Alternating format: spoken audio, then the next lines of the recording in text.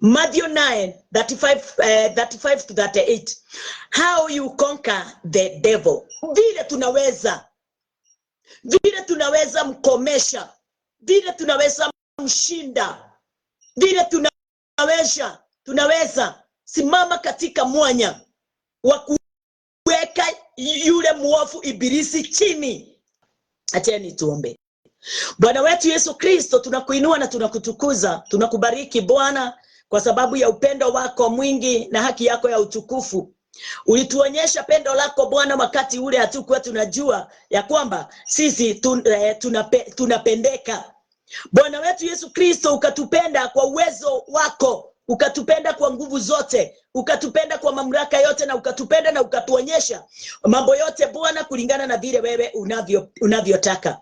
Asanti Bwana wetu Yesu Kristo, kwa sababu wingi wa utukufu wako Bwana Jehova Jireh tumeuona. Mapenzi yako tumeyaona, utukufu wako tumeuona, tukijua ya kwamba wewe ndiye ulitutoa katika giza, ulitutoa katika giza, ulitutoa katika kifo, ulitutoa katika mamlaka ile ilikuwa imetukomesha na kutufanya kuwa watumwa. Baba wetu Yesu Kristo, tunashukuru kwa sababu kazi yako Bwana Jehova Jireh imefanyika ndani yetu kulingana na vile upendavyo. Wakati tunavyonena Mfalme, hatuna shaka kamwe na hatuna jambo linalozuilia mioyo yetu ikose kuwa na amani na furaha, kwa sababu Bwana mtakatifu wetu, wakati tunaponena Kristo ananena, wakati tunapoomba Kristo anaomba, wakati tunapotembea Kristo atembea, wakati tunapopumzika Kristo apumzika, wakati tutendao jambo lolote na tukihubiri Kristo ahubiri ndani yetu, sababu alitufanya kuwa mmoja pamoja naye, alitufungua katika vifungo zote ndio sisi tuweze kufunganishwa pamoja naye katika wema na rehema na utukufu wake. Sisi hatuna kitu chochote kinaweza kutuzuilia tuseme ya kwamba sisi na Mungu tumefanyika kuwa mtu mmoja. Sisi na Mungu tumefanyika kuwa Mungu amefanyika kuwa Mungu ndani yetu na katika maisha yetu. Pokea sifa Baba yangu mtakatifu, kwa sababu ya upendo mwingi umetuonyesha wakati kama huu ndio tuweze kuimba wimbo wa utukufu kwa utukufu wako Bwana. Ninawabariki watu wako wakati wa sasa Bwana, wakati tunapoendelea na kuangalia neno lako na kulitazamia kulingana na vile upendavyo. Pokea sifa. Ninaomba baraka hii iweze kuwafikia watu wote. Watu wako Bwana waweze kufunguliwa. Watu wako Bwana waweze kupokea ahadi ile Bwana Jehova Jireh wanatarajia ya kwamba ati watafunguliwa, watolewe katika giza na waweze kuingizwa katika pendo la mwana wako Kristo Yesu. Mahali pale Bwana Jehova Jireh uliweza kutuweka sisi wote ndio tuweze kufurahia. Pokea sifa Baba wetu na Mungu wetu. Wewe ni mfalme, wewe ni mwenye nguvu, wewe ni mwenye utukufu. Watu hawa ninaomba Bwana Jehova Jireh wakati wanapofanya kazi ya mikono yao, wabarikiwe Bwana Jehova Jireh, wainuliwe Bwana wetu, wafanywe Bwana Jehova Jireh kulingana na vile ulivyopanga kutoka mwanzo, kwa sababu Bwana wewe ulitutangulia, sio sisi tulikutangulia. Wewe ulituita, sio sisi tulikuita. Ulituchagua, sio sisi tulikuchagua. Bwana ulitupenda, sio sisi tulitangulia kukupenda. Wewe ndiye ulifanya hayo yote kwa sababu ya utukufu wako na neema yako. Asante Mungu wangu na Baba yangu, kwa sababu wewe ndiye kibirio na wewe ndiye mwenye nguvu na uwezo. Mamlaka yote ni yako Bwana, na ni katika jina lako Yesu Kristo tumeomba sisi wote na tumeamini. Amen. Katika kitabu ya Matthew, katika kabla hatujasoma Matthew lakini tutaisoma, nataka tutangulie na 1 Corinthians, pole kwa confusion kidogo. 1 Corinthians 15. 1 Corinthians 15 1 to 4. 1 Corinthians 15 1 to 4. Tuwe pamoja sasa tuweze kuangalia neno. Biblia inasema nini?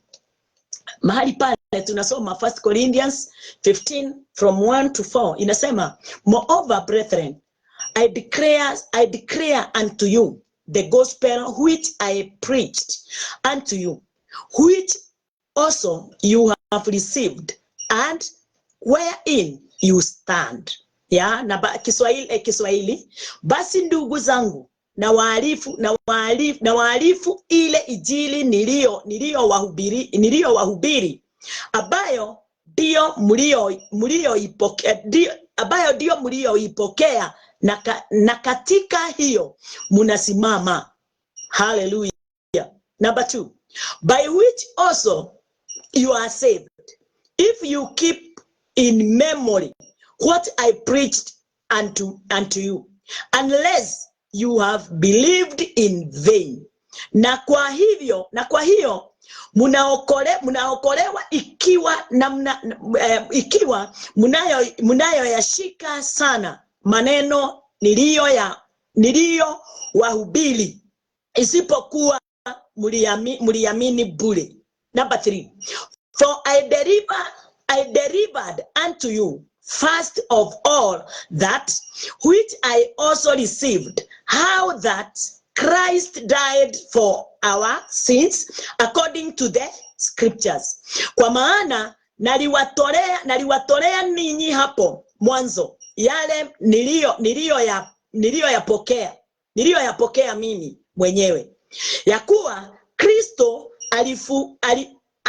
alikufa kwa ajili ya dhambi zetu, kama yanenavyo maandiko. Number 4, and that he was buried, and that he rose again the third day according to the scriptures. Na ya kuwa alizikwa na kwa kuwa alifufuka siku ya tatu kama yanenavyo maandiko.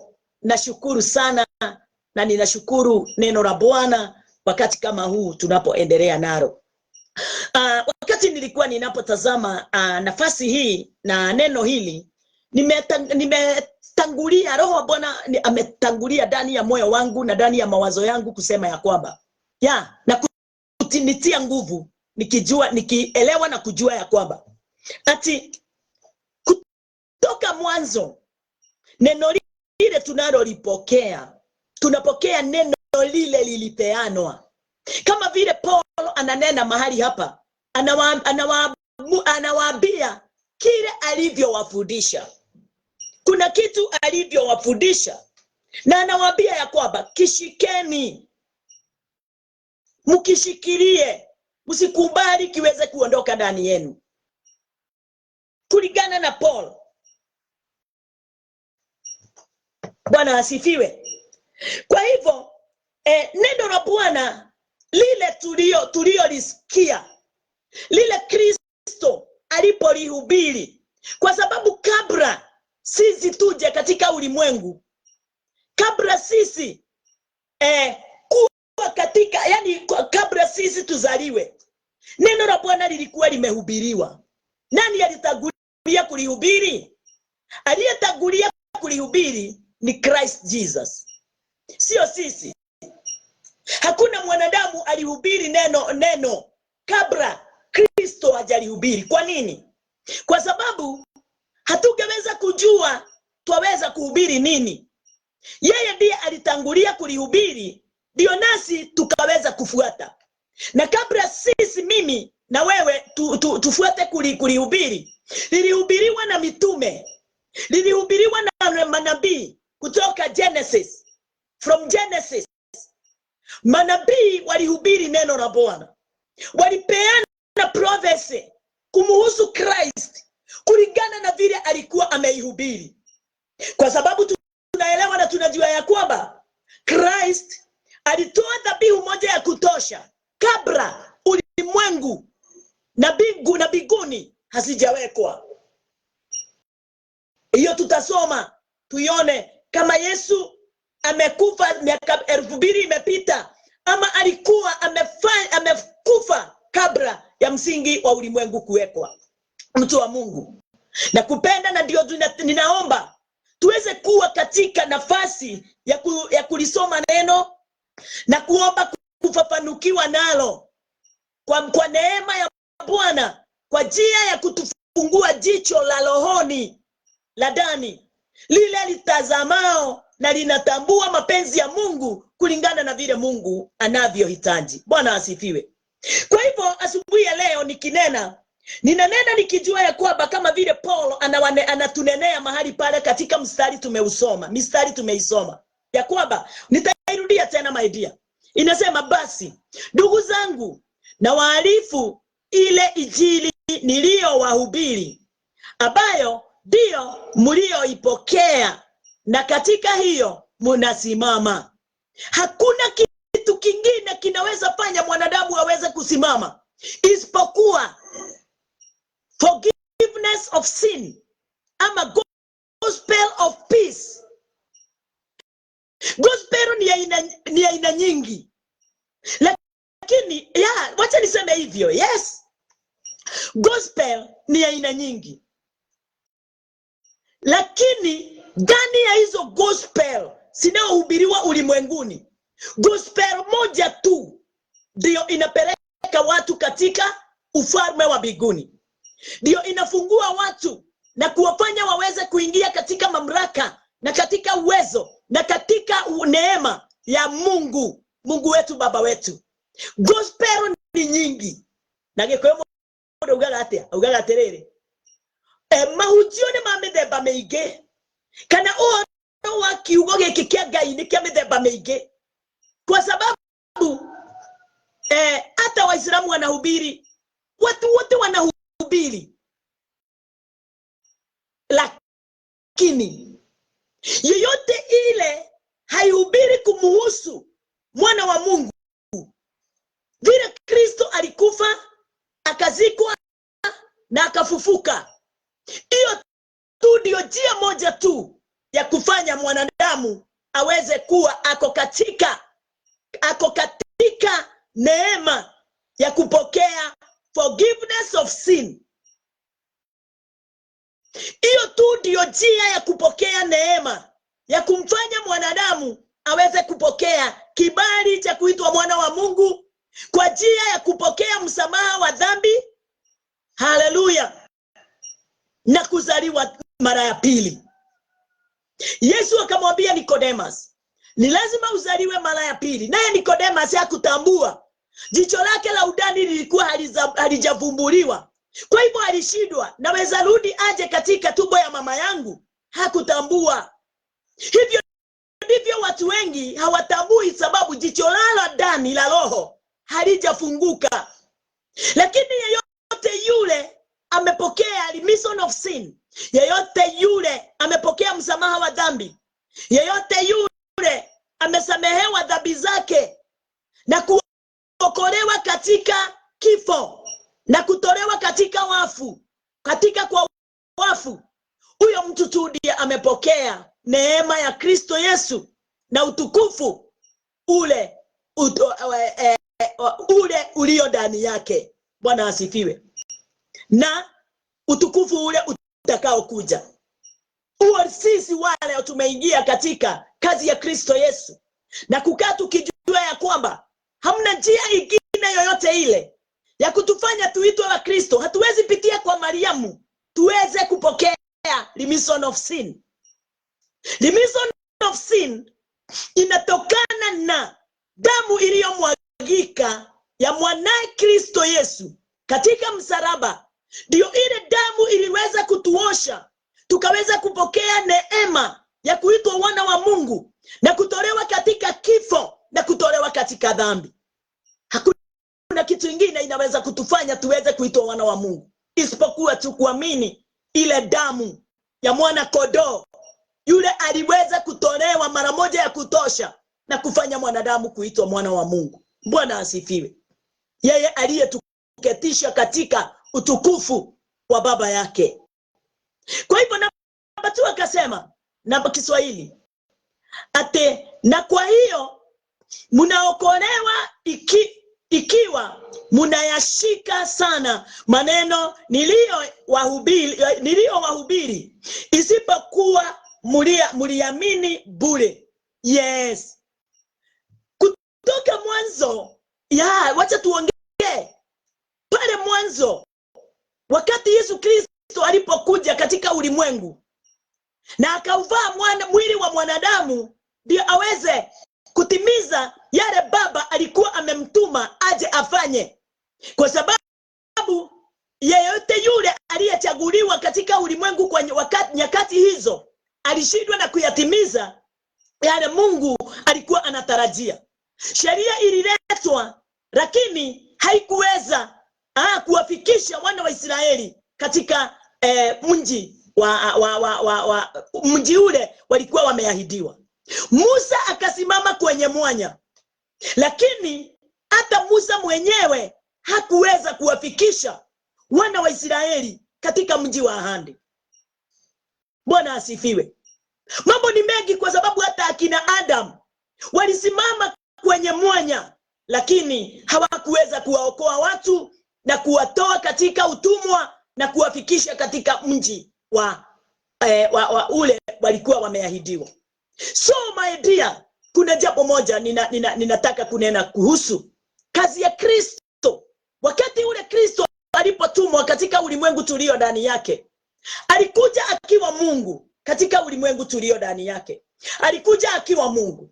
Alitoka mbinguni akiwa Mungu, akafika ulimwenguni akiwa Mungu, akauvaa mwili wa mwanadamu kama ule niko nao akiwa tu Mungu. Hata kama alifanyika kuwa mwanadamu kama sisi, yeye alikuwa Mungu. Na alifanya kazi yote 3.5 years hapa ulimwenguni akiwa Mungu. Kwa hivyo Kristo alikuwa Mungu kutoka mwanzo na alimaliza akiwa Mungu, hata kama aliitwa mwana wa Mungu. Kwa nini aliitwa mwana wa Mungu? Aliitwa mwana wa Mungu kwa sababu ameuvaa mwili wa mwanadamu. Hapo ndipo alifanyika kuitwa mwana wa Mungu. Ule mwili aliuvaa ndio ulifanya aweze kuitwa mwana wa Mungu. Lakini kabla, wakati ule hakuwa amefika huku ulimwenguni, alikuwa Mungu. Wakati aliuvaa mwili akaitwa mwana wa Mungu. Wakati tena aliuvua ule mwili, wakati alikufa alafu akafufuka, wakati aliuvua ule mwili alifanyika tena kuwa Mungu kamili kama vile alikuwa pale mwanzo. Haleluya. Bwana asifiwe. Kwa hivyo huyu tunamuita mwana wa Mungu. Tunamuita mwana wa Mungu kwa sababu aliuvaa mwili kama ule tuko nao. Ndio kama vile ameitwa mwana wa Mungu, nasi tuweze kuitwa kama vile yeye anavyoitwa, sababu ako na mwili kama ule tuko nao. Aliuvaa mwili kama ule tuko nao, lakini alikuwa Mungu. Na hata wakati ule Shetani alijaribu kumjaribu wakati alipoingia katika 40 days prayers and fasting, prayer and fasting. Alijaribu kumkomesha kama vile alikomesha Adam. Alijaribu kumkomesha, akajaribu kumwangusha, akajaribu kumconfuse, akajaribu vile ataweza kuamini mambo yale yalikuwa ndani yake yeye Shetani. Lakini Biblia inasema ya kwamba Shetani alimkonka, Yesu alimkonka, alikonka Shetani, alimgonga mara moja, na mambo yote Shetani, mpango wote Shetani alikuwa nao ukakwisha pale pale. Nasi tuna nafasi ya kukonka. Why? Ama namna gani? Na njia hii moja, kama vile Christ alipokuja ulimwenguni kama Mungu, akavaa mwili wa mwanadamu vile nilivyo, akaweza kujaribiwa na yule muovu Ibilisi na akamshinda. Hivyo ndivyo na mimi na wewe tunaweza mshinda. Lakini kuna njia ya kumshinda. Sababu Shetani anakuanga amejipanga. Usimtazame umdhanie. Anakuanga katika kazi yake. Na wewe wakati utakosa kuelewa kazi yako, atakupinga. Anapinga watu tu na neno, kama vile na wewe unafaa kumpinga na neno. Haleluya. Na ukiwa wewe haujui neno la Bwana, ndio Paulo anasema lile neno niliyowahubiria wakati wacha nikurudilie. Anajua hauwezi pinga Shetani na maneno ya mdomo wako, utampinga tu na neno. Akasema number 2, which also nianzie hapa number 1, ile injili niliyowahubiri basi ndugu zangu, na waarifu ile injili nilio wahubiri, ambayo ndio mlio ipokea, na katika hiyo mnasimama. Kwa hivyo haufunguliwi na maneno ya kinywa chako, haufunguliwi na mapenzi yako, haufunguliwi na kupigana vita ya mwili na kushinda. Hapana. Hiyo hata ukipigana, kwa sababu kuna watu wanapigana vita ya kimwili na wanashinda, wanakaa katika vita miaka yao yote. Lakini wakati ule Kristo atakutoa katika ile vita ya kiroho, umepigana katika njia ya kiroho, kama vile Ephesians 6 inatuambia. Na kuambia mtu wa Mungu ya kwamba hiyo vita haitajirudia kwako, sababu umeishinda, sio kwa njia ya kawaida, lakini ni kwa njia ya rohoni. Ni kwa mapenzi ya Mungu, kulingana na vile Mungu alivyokuwa anatarajia uweze kupigana ile vita, sababu neno linasema ya kwamba vita vyetu sio vya mwilini, kupigana na wale walio na mwili na damu. Vita vyetu ni vya kufanya nini? Ni za kupigana na maroho na manguvu na maufalme na mausurutani. Haleluya!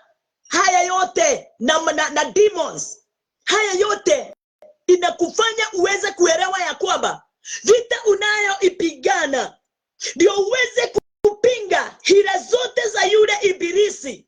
Ni lazima upingane kupitia neno, na ndio Paulo anasema ya kwamba ati yale injili ile nilio wahubiri, ambayo ndio mlio ipokea, na katika hiyo munasimama. Hatusimamishwi na mambo yale yatokanao na ulimwengu tulio ndani yake. Mtu wa Mungu, kama unataka kupigana, usimame. Usipigane na kinywa, usipigane na mdomo, usipigane na silaha.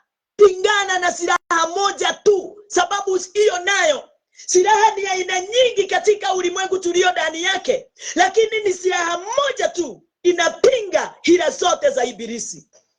Silaha ni moja, kama vile, haleluya, neno ni moja.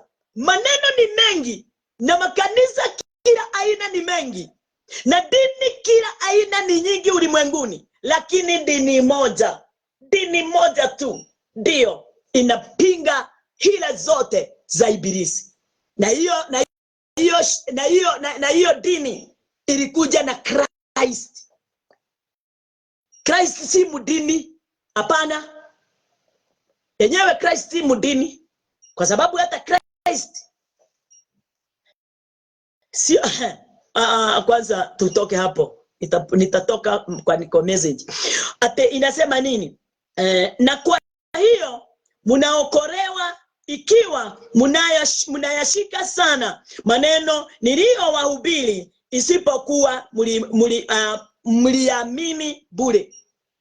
Kuna watu wanapokea neno la Bwana tu bure, wanaenda kanisani wanalipokea, lakini wakitoka katika mlango wa kanisa tu hawana kitu ndani yao. Imekorofishwa, confusion, imetoa chochote kile kilikuwa kimewekwa ndani yako. Wewe umepokea neno la Bwana bure. Wewe haukusaidika na neno la Bwana. Umelipokea, lakini halina nafasi ndani yako, ndani ya moyo wako. Ati lile neno linaweza kaa ndani yako na liweze kuwa msaada. Una maadui wengi sana ndani yako, wale wanaopingana nawe usifike katika neema ya Kristo Yesu. Usisimame katika wema wa Bwana wetu Yesu Kristo. Haleluya, Bwana asifiwe.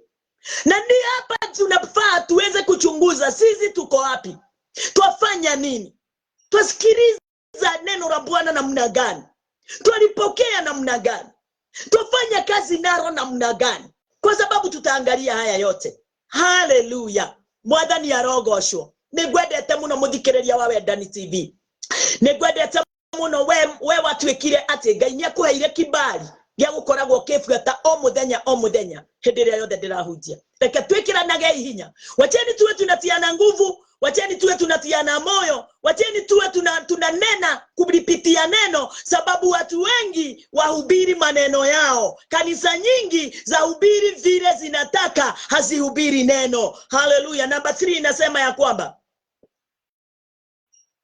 kwa maana naliwatolea ninyi hapo mwanzo yale niliyoyapokea mimi mwenyewe, yale niliyoyapokea mimi mwenyewe, ya kuwa Kristo alikufa kwa ajili ya dhambi zetu, kama yanenavyo maandiko.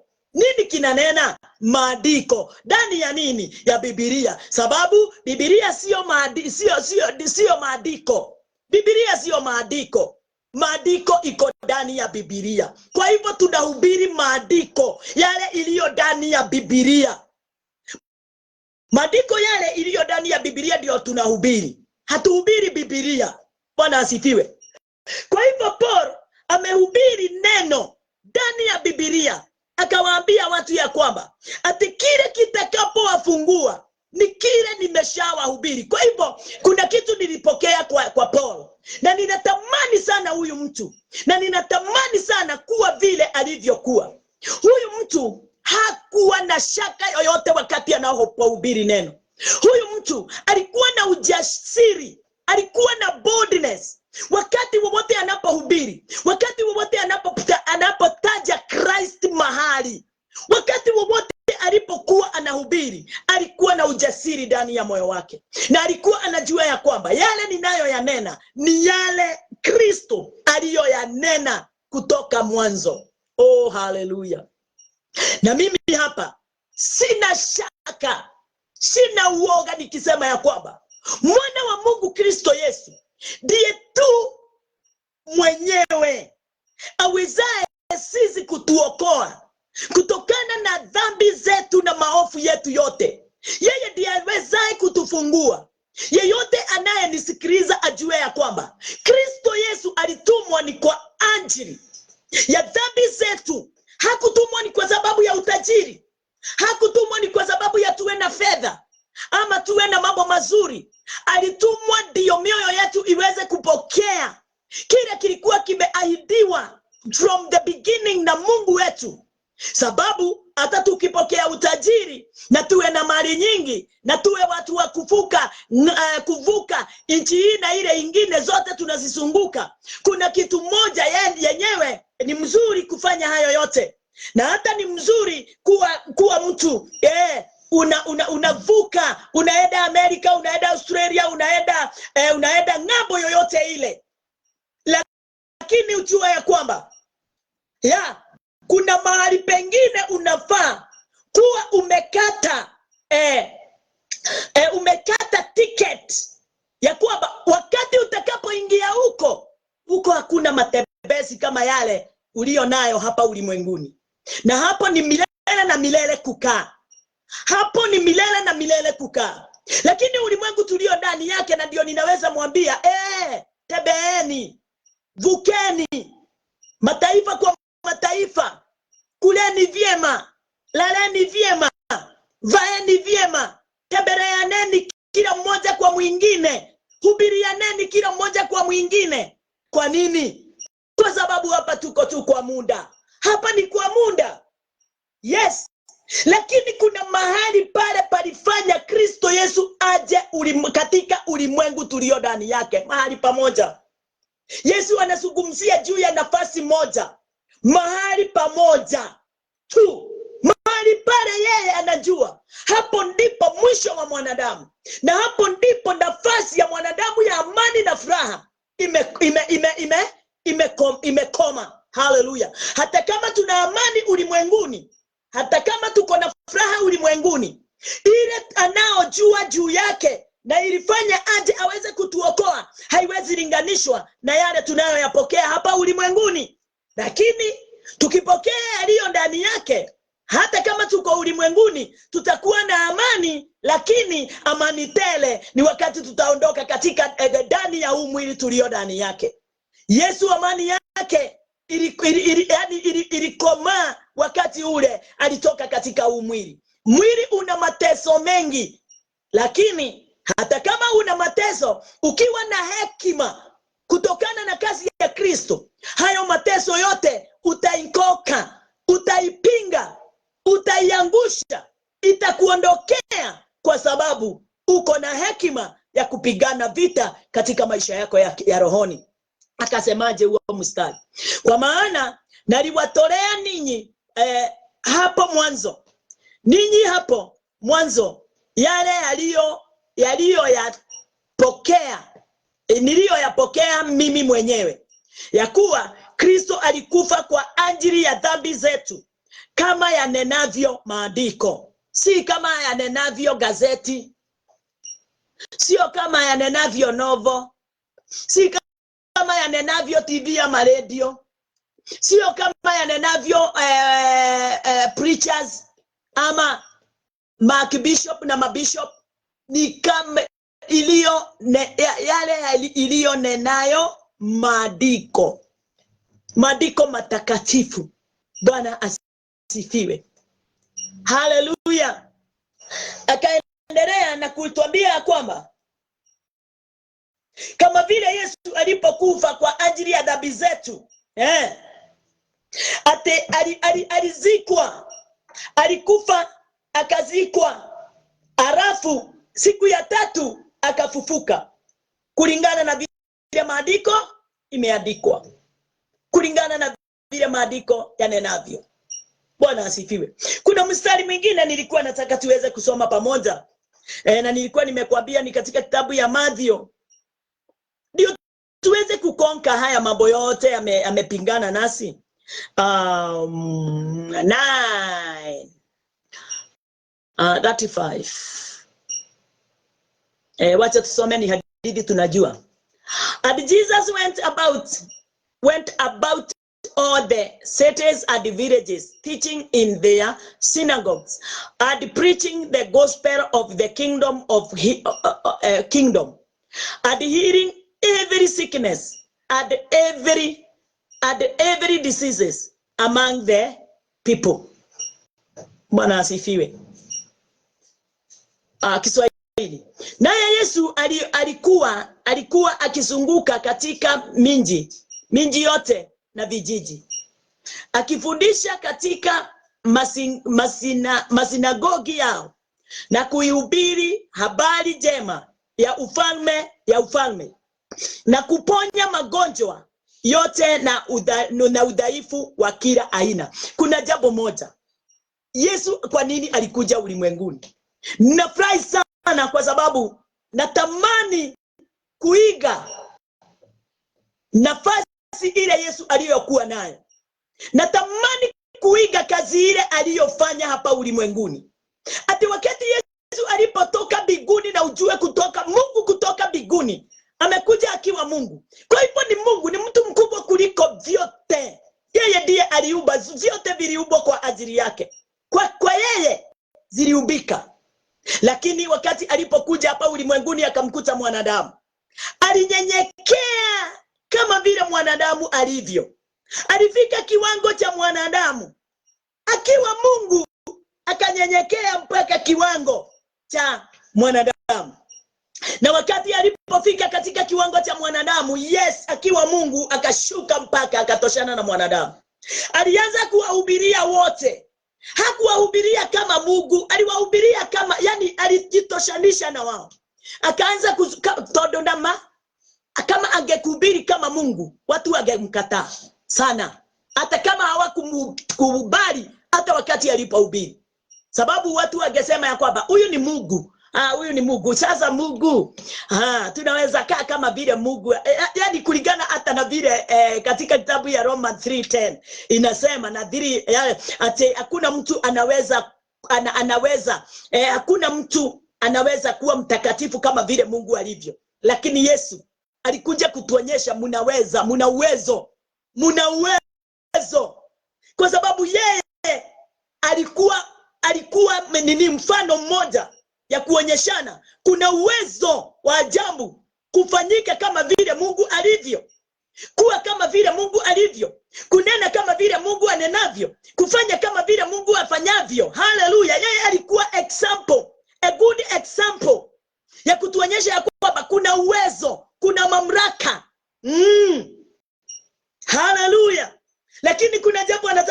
kuonyesha, lakini ni lazima muweze kushinda, kukonka hila zote za yule muovu zinakuja kupingana nanyi, ndio msiweze kupigana na mawazo yenu yale yamuonyeshao ya kwamba hamwezi kufika katika kiwango cha Mungu. Tuna uwezo wakati tutakaposikiliza, kama vile Paulo ametuambia, ati yale ninayomhubiria hayo ndio key ya kumfanya nyinyi muweze kuwa mmesamehewa dhambi na kufanana na mwana wa Mungu na kukaa kama vile Mungu alivyo. Akasema hapa, naye Yesu alikuwa akizunguka katika mji yote na vijiji, akifundisha katika masinagogi yao na kuihubiri habari njema ya ufalme na kuponya magonjwa yote na udhaifu wa kila aina. Kazi ya Kristo. Yesu alitambua kuna udhaifu miongoni mwa mwanadamu. Katikati ya watu kuna udhaifu. Ndani ya watu kuna dhambi. Ndani ya watu kuna laana. Miongoni mwa watu kuna vita. Miongoni mwa watu kuna hila za yule muovu ibilisi. Kuna nguvu siwasukumaye wanadamu wasitambue, wasinjue, wasielewe upendo ulio ndani ya baba yao. Haleluya. Yesu akaja kuonyeshana. Yesu akaja ndio watu wote waweze kujua na kutambua mapenzi ya Bwana juu ya maisha yao. Na wakati alipokuja, Biblia inatuambia kwamba aliingia vijijini, manyumbani, akihubiri Injili. Nilijua na nilielewa ati jambo moja ya kupinga, jambo moja ya kukonka shetani na kazi yake, mamlaka yote ya giza, hila zote za ibilisi, ni kuhubiri. Hakuna njia nyingine.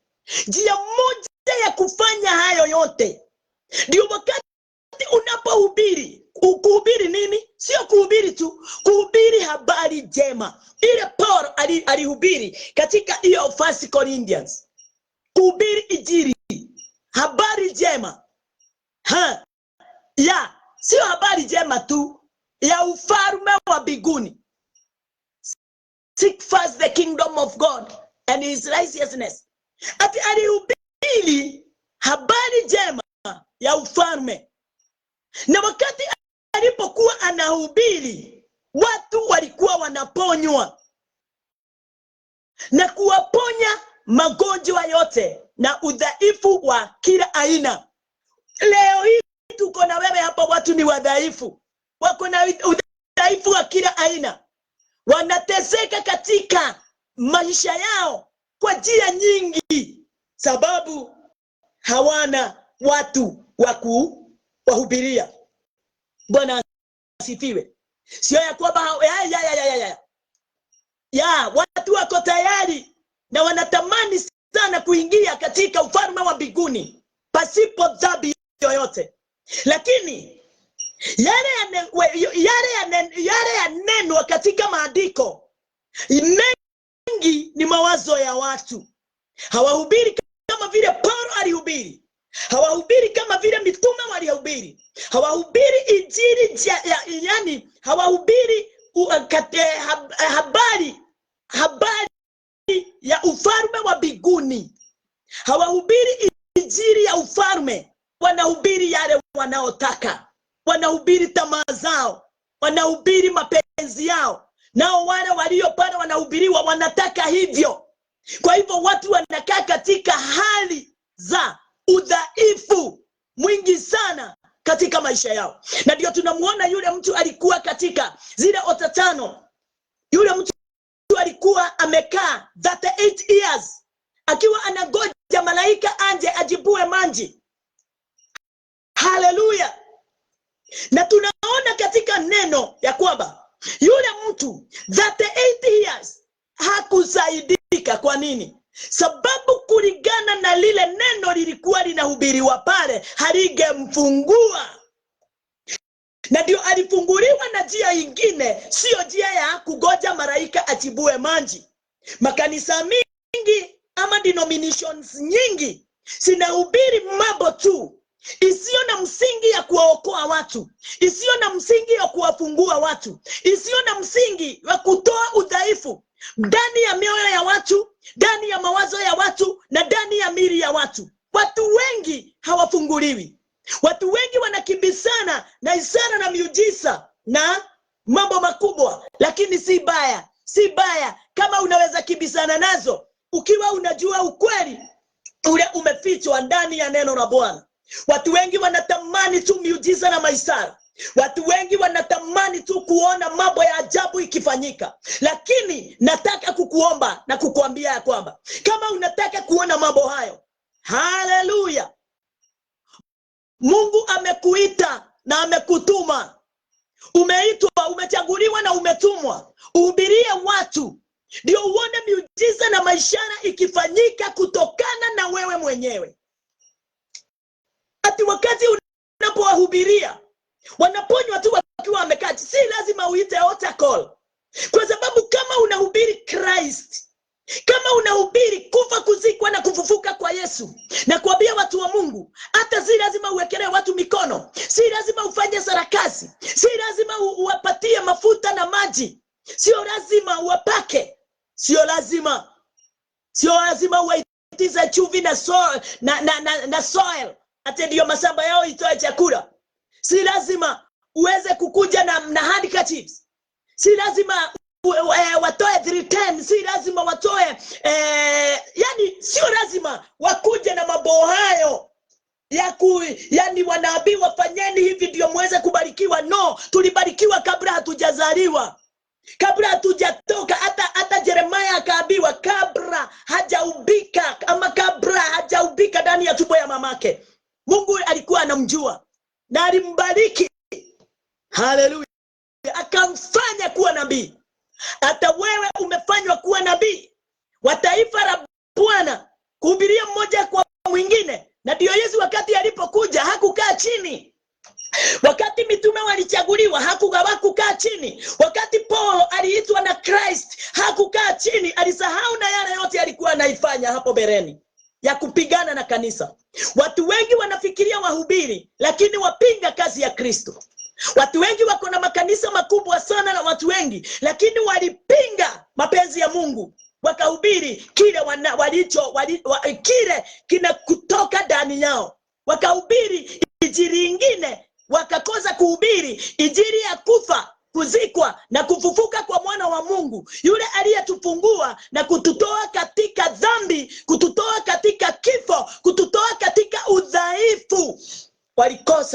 Wamekosa kuihubiri. Wanahubiri vitu zao, wanahubiri mapenzi yao, wanahubiri vile watu wanataka, badala ya kusimama gangari, badala ya kutazama neno na kujua ya kwamba hakuna kitu kingine kimeandikwa katika neno. Katika Biblia neno lolote limeandikwa, lile limeandikwa kutoka kinywa cha Bwana, ndio pumzi ya Bwana, na hiyo pumzi ndio tunafaa kuihubiri. Ndio tuondoe watu katika nafasi ya kudhania ya kwamba wamepokea ufalme wa mbinguni ama uzima wa milele, na yale maandiko wanayoisoma ndio ifunguliwa, ndio inafaa iwafungue. Lakini hawakubali lile neno liingie ndani yao. Hawakaribii Christ kwa kuamini lile neno ndio waweze kupokea remission of sin, ndio waweze kupokea msamaha wa dhambi. Watu ni wengi sana wameokoka, na wanasema kama hii Kenya yetu, watu wengi wameokoka. Wokovu usiojulikana ni wokovu aina gani? Haleluya. Kwa nini? Kwa sababu wengi wameokolewa kwa sababu walikuwa na shida za fedha.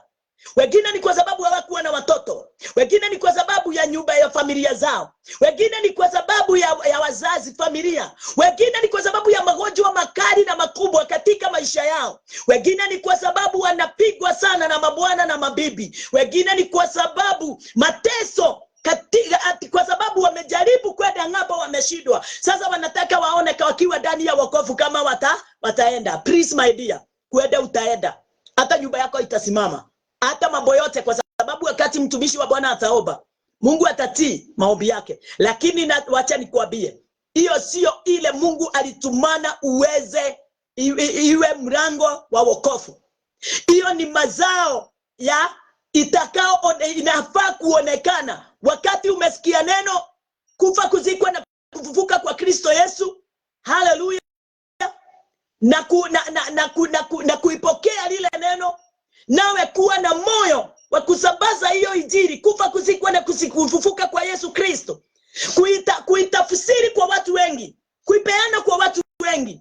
Na hapo ndipo utaweza kukonka dharau yoyote imekuzunguka, udhaifu wote umekuzunguka, utaikonka kwa kuhubiri injili, yani kuhubiri habari njema ya ufalme wa mbinguni, habari njema ya ufalme wa mbinguni. Hapo ndipo utakonka kazi yote na mipango yote ya yule muovu. Hatushindi shetani kwa kuombewa, hapana.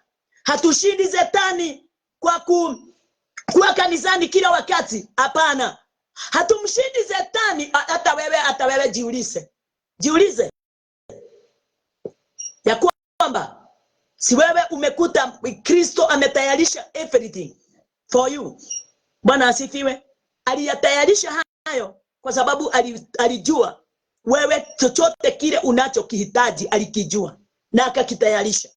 Kazi yako ile unafaa kuielewa na kuipokea ni ya kwamba kuambia huyo mwingine, unajua kila kitu Yesu alitayarisha.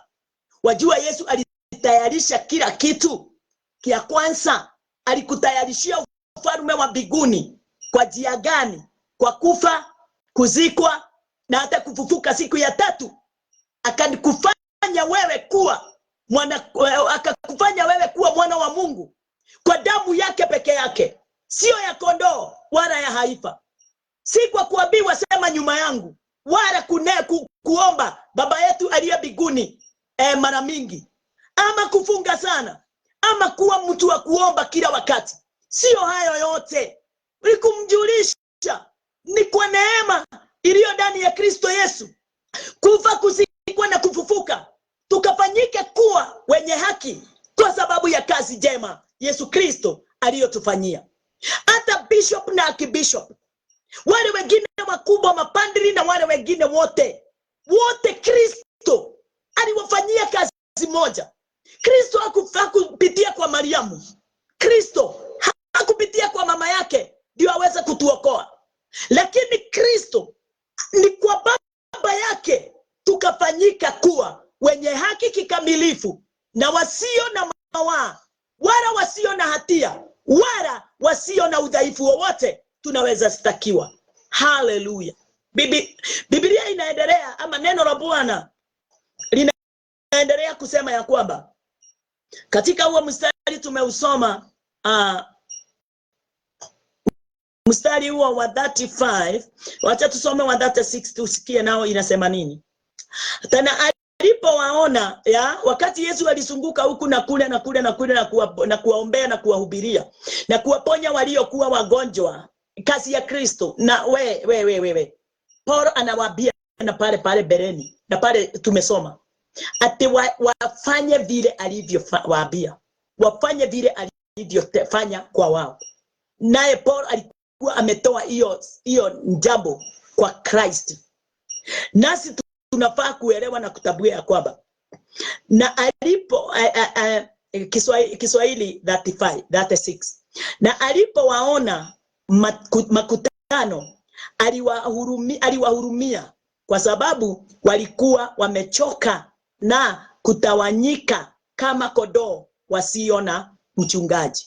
Wakati Yesu alipotazama mataifa hivi, wakati Yesu Kristo alipofika ulimwenguni akatazama mataifa, nini aliona? Aliona watu wametawanyika. Aliona mioyo ya watu imejaa udhaifu. Wakati alipokuwa anahubiri, hata sisi wakati tunaohubiri ndio tunajuanga watu wanakuanga ready kupokea remission of sin. Watu wanakuanga ready kufunguliwa katika dhambi. Lakini wafanyikazi ndio hawako. Kwa sababu kila mtu anasimama kipweke ama kiyeye. Sababu yeye anataka abarikiwe ajiende. Yeye anataka afunguliwe ajiende. Lakini hataki kufunguliwa ndio afungue wengine. Habarikiwe ndio abariki wengine. na si kwa mali, si kwa fedha, ni kwa neno. Wakati Yesu alipowachagua mitume, si mali aliwapa, si utajiri aliwapa wa mali, aliwapa utajiri wa neno lake, neno la Biblia, ndio waweze kuzunguka ufalme wote wakizungumzia kuhusu kazi yake. Na hivyo ndivyo ilifanyika. Hata yeye sio mali alikokuja nayo, fedha na vitu zingine zote, alikuja tu na neno moja. Haleluya. Wakati huo alikuja na hii: geukeni kwa sababu ufalme wa Mungu uko karibu. Lakini leo ufalme wa Mungu ulitufikia. Wakati huo Matthew, Mark, Luke and John aliwanenea na kuambia ufalme wa Mungu waandia. Lakini sasa hivi alikuja na akatufufua na akatutoa katika hali ya upotofu, tukasimama. Na kama tumesimama siku ya leo, nataka kukwambia mtu wa Mungu, ni vyema na ni vizuri sana uweze kumuiga, ama kuiga mitume, ama kuiga wale wamefanya, uweze kutambua ufalme wa mbinguni na kazi ile iliyokuwa inafanyika huko ndani. Hata makutano aliwahurumia kwa sababu walikuwa wamechoka na kutawanyika kama kondoo wasio na mchungaji. Walitawanyika kama kondoo wasio na mchungaji, namba 37. Hata ndipo alipowaambia wanafunzi wake, mavuno ni mengi lakini watenda kazi ni wachache. Kwa hivyo si mavuno iko na shida, si mavuno iko na shida, shida ni wafanyikazi. Wakafanyikazi ni mimi na wewe, na hutaki kufanya kazi. Kazi zi ya mikono yetu, hata kama tunaifanya, kazi ile inanenwa juu yake hapa ni kazi ya kuhubiri, kazi ya kupeana neno. Time yangu inaelekea kukwisha na tutaendelea kesho, lakini acha kwanza nimalizie hapa. Hata ndipo alipowaambia wanafunzi wake, mavuno ni mengi lakini watenda kazi ni wachache. Mavuno ni mengi lakini watenda kazi ni wachache. Watenda kazi ni akina nani? Ni mimi na wewe. Issue si harvest, issue ni laborers. Sababu wakati alipokuja alienda cities, alienda villages, teaching and healing. Alifanya hiyo kazi. Wakati alipokuta watu wametawanyika, wamekuwa wadhaifu, hawana njia, hawajia. Hivyo ndivyo leo kuko makanisa, iko hivyo leo. Iko hivyo, watu wa Mungu. Watu hawajatambua msamaha wa dhambi ni nini. Watu wanaambiwa tu Yesu alikuja akasurubishwa na akamsamehe dhambi, wanafikisiwa, lakini hawatambulishiwi siri imefichwa ndani ya huo msamaha wa dhambi. Hawatambulishiwi. Haleluya. Yesu alikaa tu akitazama watu. Aliwatazama watu tu akaona, watu wangu mawazo yao ni vile watatajirika. Mawazo yao ni vile watakuwa na mambo mazuri. Lakini mambo ya ufalme wa mbinguni hawaja idhamini hata kidogo. Hawaja ielewa. Yesu akaja ndio waweze kuelewa uponyaji wao. Their healing haitatoka kwa vitu zile wanakibizana nazo. Itatoka katika neno. Itatoka katika kuhubiri. Akaanza kuwahubiria crown. Akawahubiria.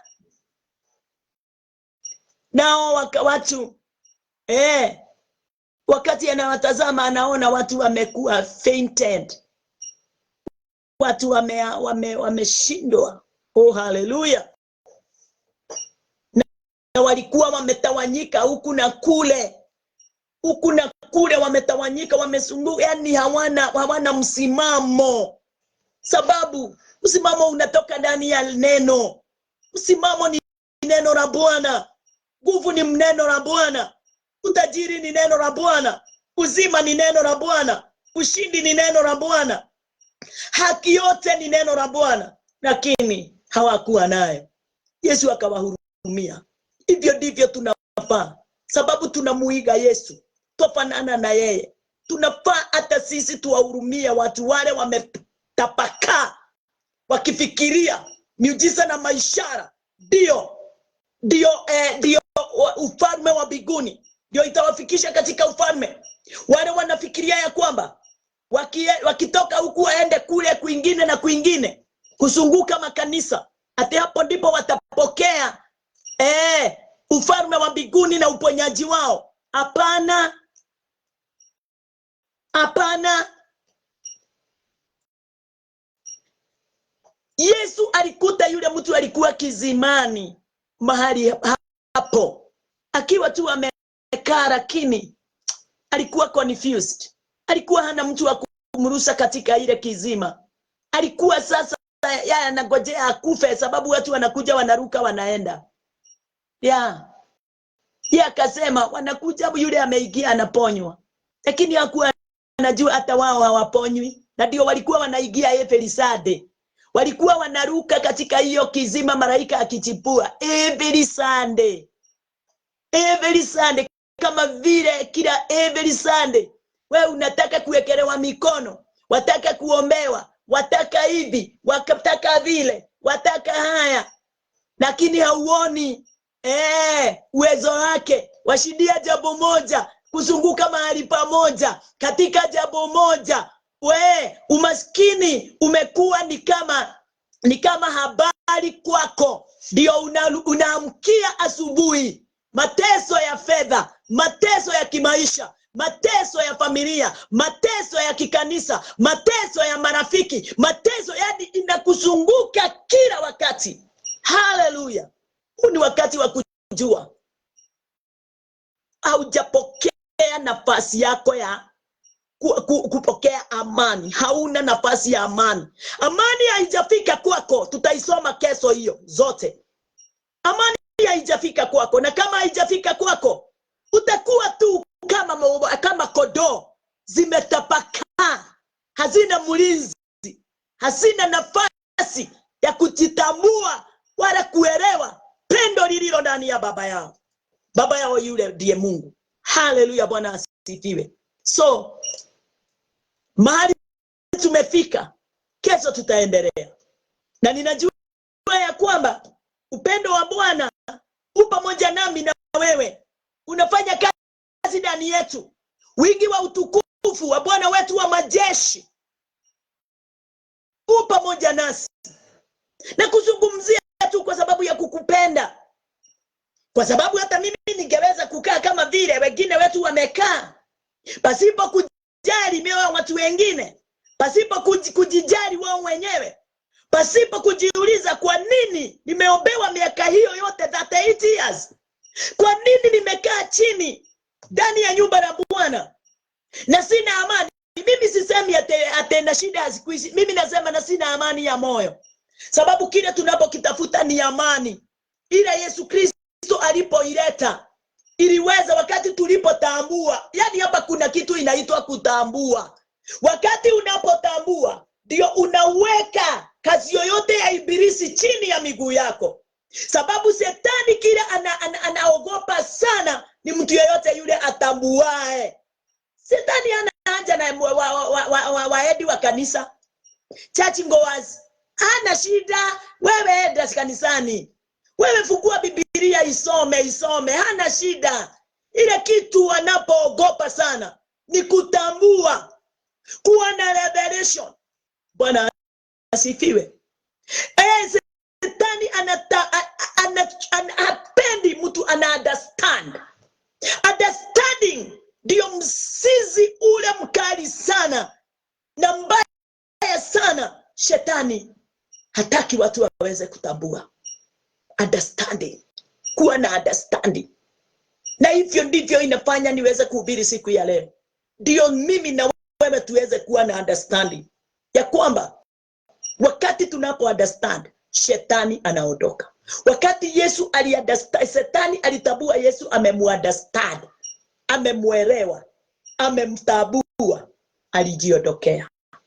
Hallelujah. Na tunamtabua kwa nini? Kwa kujua ya kwamba kazi yetu sisi ni kazi ya kuhubiri na kujulisha wengine mapenzi ya Mungu, na mahali wanashikiwa mateka ni kwa kutotambua, kuto understand mapenzi ya Mungu wao, ndio waweze kutoka katika hali ya dhambi waingie katika nafasi ya wingi wa utukufu na neema, na ndio ufalme wa mbinguni uwe wao pamoja na Yesu, pamoja na Mungu na pamoja na Roho. Mimi ninamalizia hapo, na kupenda sana na kila wakati na kujari ni vile sababu mimi nilipewa na kibali tu ya kuhubiri neno. Hiyo ndio ninachangamkia kila wakati, ndio tuweze kuwa pamoja. Na kukaribisha sana ndani ya kanisa letu Well of God Ministries kule Kayole 1. Ninakukaribisha katika our fellowships, na ukikuja ujue ni mafundisho. Ukikuja ujue ni mafundisho. Sisi kile tunapenda sana ni kufundishwa, kuelekezwa, kuvumbuliwa mawazo yetu vyema, na kuvumbuliwa kila siku jicho letu la rohoni liweze kutambua yale yaliyofichwa nyuma ya Kristo Yesu, kwa sababu kuna mambo iliyofichwa na yote iko katika Old Testament, lakini Kristo alikuja ndio iweze kuwa iweze kureveal katika mioyo ya watu. Ninashukuru Bwana wetu Yesu Kristo, na ninakupenda sana. Acheni tuombe. Ningetaka kuendelea, lakini ndio nikufungue uende kazini, hata mimi niende kwa mambo yangu mengine. Acheni tuombe. Baba wetu na Mungu wetu, tunakushukuru na tunakuinua. Wewe ni mwingi wa rehema na utukufu. Mapenzi yako Bwana Jehova Jire ni mema, na ushindi wako Bwana Jehova Jire ni wa kila siku. Asante ni kwa sababu ya pendo lako, asante ni kwa sababu ya kutuzungumzia kuhusu kazi yako Bwana Jehova Jire, na kile tunaweza fanya tuweze kufunguliwa na tuweze kuweka mamlaka yote ya kishetani chini ya miguu yetu. Asante ni kwa sababu wakati ule Yesu aliposhinda, ulimweka katika mkono wako wa kulia ndio uweke maadui wote chini ya miguu yake. Nasi Bwana ni kwa sababu tulikufa pamoja naye, tukasikwa pamoja naye, na tukafufuka pamoja naye. Kwa hivyo siku ya leo tunakaa katika mkono wa kulia wa Baba pamoja na Kristo Yesu, tukiwa ndani yako Mungu Bwana. Hakuna jambo lolote linaweza kutushinda, ni kwa sababu Kristo Yesu amepigana na yote na amekonka hali yoyote ile ilikuwa inasababisha watu waweze kuwa hawana njia, hawana amani, hawana kitu chochote wangeweza kuita nafasi yao. Lakini sasa tunajua ufalme wa Mungu ni nafasi yetu. Tunajua Bwana, wewe Kristo, wewe ni nafasi yetu. Mungu Baba, wewe ni baba yetu. Roho Mtakatifu, wewe ni kibali kikuu sana ndani yetu. Watuongoza, watukumbusha, wafanya jicho letu la undani iweze kupokea na kuelewa mambo yote kulingana na vile upendavyo. Asanti sana Mungu wetu kwa sababu ya pendo lako. Ninawabariki watu hao wakitoka hapa wakienda makazini, na wale wengine wote mahali popote walipo. Ninawaombea uwezo wako, nguvu zako na mamlaka yako uweze kuwa pamoja. Nawaombea veva, kukubalika, na waweze na customers waweze kuwa wengi, na wasiwe wa madeni, wawe watu wako na cash wakati wote wanapofanya kazi pamoja. Wape hekima kuu, wape yani knowledge, understanding and wisdom wakati wanapofanya kazi yoyote, katika kuhubiri, katika kazi yao ya mikono, na katika kudumisha ama kusimamisha nyumba zao. Asante Bwana wetu Yesu Kristo kwa uwezo na kwa utukufu wako. Katika jina lako Yesu Kristo tumeomba na tumeamini. Amen.